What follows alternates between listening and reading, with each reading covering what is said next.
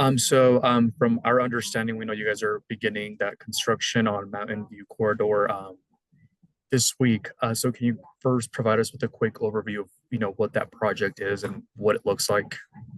Yeah, so this is be the first freeway part of the Mountain View corridor, which is pretty exciting between Salt Lake County and Utah County to start that connection. And the part that we're announcing for this week is the realignment of the road of it's SR 85. It'd be 2100 North Lehigh.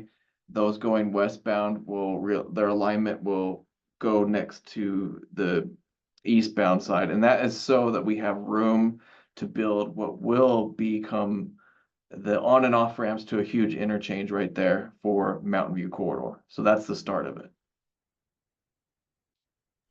And can you kind of go over that timeline of, how long this project will take and then the overall project?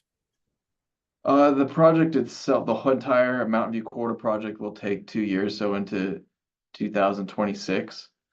That's when the whole thing will be completed.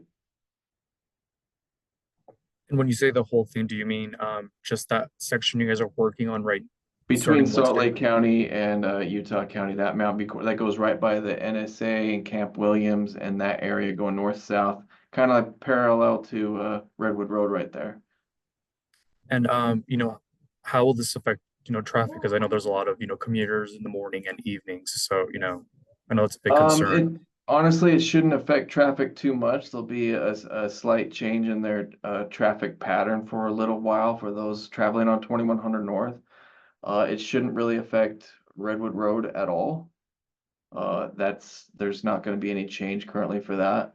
So there'll just be a little adjustment people have to make, and maybe some slight slowups, but I doubt it. I think it should flow pretty smoothly. And does that area see a lot of commuters, Yes. throughout the weekday? Yes, the main reason that we're doing this project and why Mountain View Corridor is so important is because the huge amount of growth that Utah has seen over the years and continues to see, that we have to provide the transportation, the roads that people need to get to where they want to go. So to do that, the Mountain View Corridor project is basically the west side of Salt Lake and Utah County. You're going to have a north-south freeway, almost parallel to what I-15 is, which is the most trafficked road in Utah, and so we're providing that need. And when was that specific part of the plan designed? It's been in design for years now. I'm not sure exactly, but we've been working on it for many years. I can't give you an exact date. And what would be the lifespan for that project? Does that make sense? Like, Well, it's going to be completed in 2 years, but the lifespan of the entire Mountain View Corridor project, yeah.